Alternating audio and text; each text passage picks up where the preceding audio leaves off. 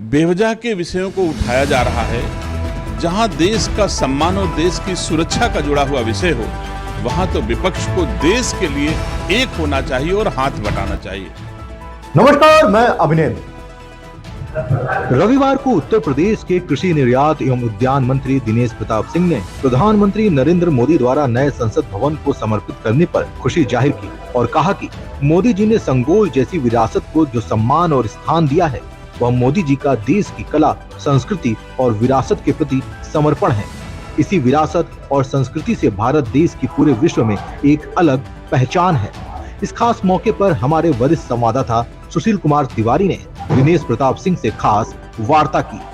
कृषि निर्यात एवं उद्यान मंत्री दिनेश प्रताप सिंह जी मेरे साथ में हैं। इनसे जानेंगे आज नई संसद भवन का उद्घाटन किया है मोदी जी ने और साथ में उसको देश को समर्पित किया है। कितना महत्वपूर्ण दिन आज का।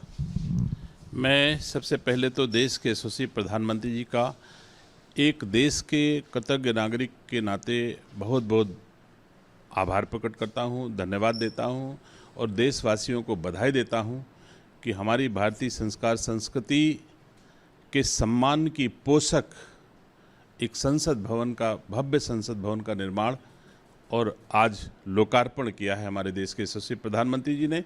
देशवासियों को बहुत बहुत बधाई। एक सेंगोल जो कि काफ़ी उपेक्षित था और उसको इलाहाबाद से ले जाके सीधे संसद भवन तक पहुंचाया और उसको बाकायदा उन्होंने स्थापित भी किया, इस पर क्या कहना है?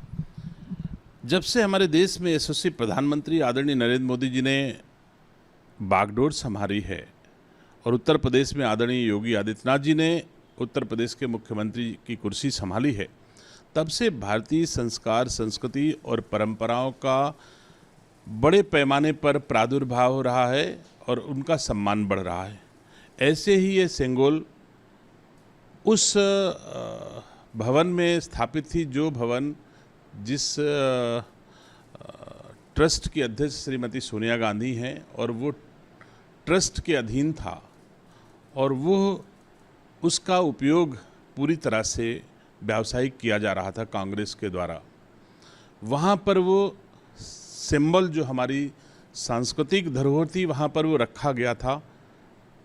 क्यों रखा गया था मैंने तो पढ़ा है, देखा तो नहीं। मुझे पता था कि ये नेहरू जी के द्वारा लॉर्ड माउंटबेटन को दिया गया सबसे कीमती तोहफा था जो उनको दिया गया था। अब तोहफे में कोई भारतीय संस्कार संस्कृति दे दे किसी विदेशी शासक को, तो मैं समझता हूँ ये किसी दशा में उचित नहीं होगा।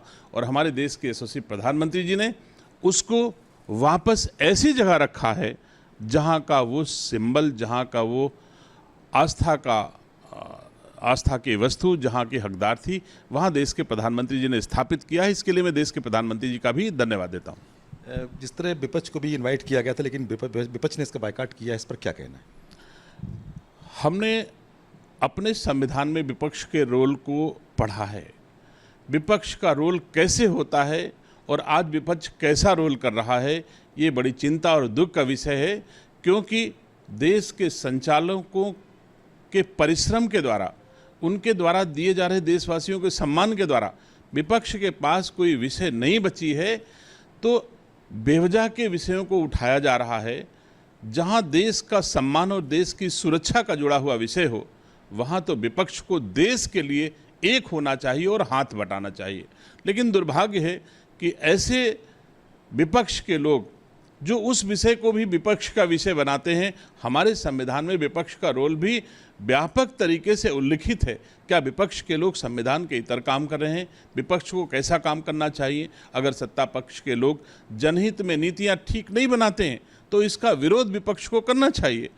और वो सकारात्मक विपक्ष हमारी लोकतंत्र की बहुत ही खूबसूरती है और उसका रोल विपक्ष को प्ले करना चाहिए। लेकिन दुर्भाग्य है इस देश के विपक्ष को कि मोदी जी जैसे व्यक्तित्व के सामने वो जब कोई मुद्दा नहीं पाते हैं जो जनहित से जुड़ा हुआ हो, तो ऐसे अनर्गल जो हमारे देश के सम्मान का द्योतक हैं, जो देश की सुरक्षा के द्योतक हैं, वहाँ भी हाथ बटाना उचित नहीं समझते। तो दिनेश प्रताप सिंह जी कह रहे हैं कि एक बहुत ही जिस तरह एक नए संसद भवन का आज मोदी जी ने उद्घाटन किया है, देश के लिए काफ़ी लाभकारी और सबसे बड़ी बात है एक अपनी सांस्कृतिक जो धरोहर है उसको सजो कर रखते हैं प्रधानमंत्री जी, इसलिए संगोल को उन्होंने वहाँ पर स्थापित भी किया है। आपके बीच फिर लेकर आएंगे अन्य महत्वपूर्ण खबर। द प्रिंट लाइन्स के लिए कैमरामैन सऊद अंसारी के साथ मैं अभिनेंद्र। ऐसे ही महत्वपूर्ण खबरों को देखने के लिए हमारे चैनल को सब्सक्राइब करें और वीडियो को शेयर करना और लाइक करना बिल्कुल ना भूलें।